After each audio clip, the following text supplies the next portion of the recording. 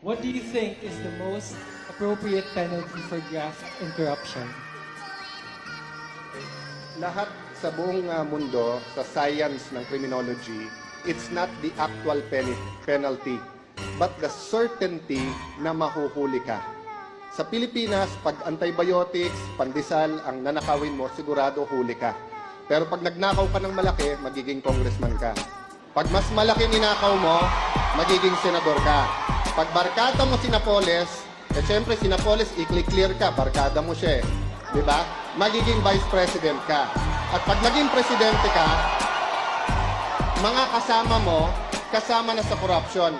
You go to the LTO, kumuha ka ng lisensya, corruption. You bumili ka ng bahay, sa taxes, corruption. Buong buhay natin corruption. Huwag na tayo magbulag-bulagan unless we change the system. So, we need to give Senator Marcos a chance to... No, I was just wondering kasi sinasabi ni Senator Alan, pagka malaking ninakaw mo, maging congressman, mas malaki maging senador. Is that how he became congressman? Is that how he became senator? Let me respond. That's not how I became congressman. It's not how I became senator. Well, mga kababayan, alam kong sa Europe nag-aral si Senator Bongbong kahit peke yung diploma. Pero Ibang issue na yan, Senator Alan. ang sinabi ko po na magiging congressman ka, that's sarcasm. Because it applies to many, not to all.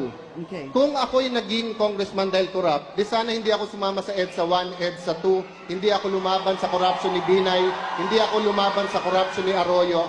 But Senator Marcos, nasaan ka pag corruption ang pinag-uusapan? Di ba? Wala ka sa hearing. Sabi mo kanina, Senator Marcos, matagal tayong magkapartido, bakit ngayon lang bringing up? Naalala ko tuloy, nung hearing na Napoles, galit siya sa akin lumapit kasi pinapatawag ko yung isang Maya Santos. Ngayon ko lang nalaman bakit, kasi lumalabas dun sa final ngayon sa Ombudsman, yun pala ang in-between ni Senator Bongbong at ni Napoles. All right, this will be the last word on... To be fair to you, Senator Bongbong, yun din ang akala ko. Kung may Napoles ka, bakit ngayon lang? Tinignan ko 2007 to 2009 lang yung audit, 2011 yung sayo.